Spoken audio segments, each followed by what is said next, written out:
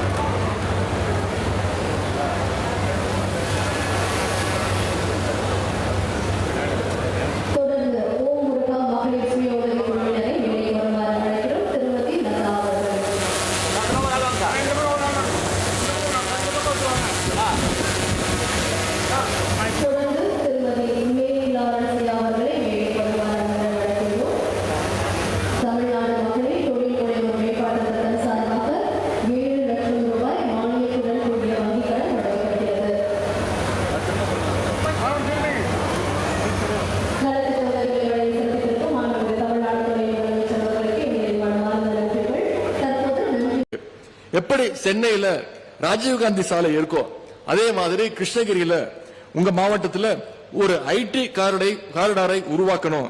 இன்னும் சொல்ல போனா பெங்களூருக்கு இணையா ஒசூர் உள்ளிட்ட பகுதிகளை வளர்த்து எடுக்கணும்னு நாலேஜ் காரிடார் திட்டம் அறிவிக்கப்பட்டு இருக்கு.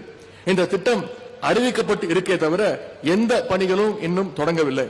ஆனா அதுக்குள்ள சில பேர் இந்த திட்டத்திற்கு சாலை NH 948 சாலையினுடைய இருபுறமும் சுமார் 1 கிலோமீட்டர் வரைக்கும் நிலம் எடுக்கப்படும் பொய்யான தகவலை பரப்பி வராங்க.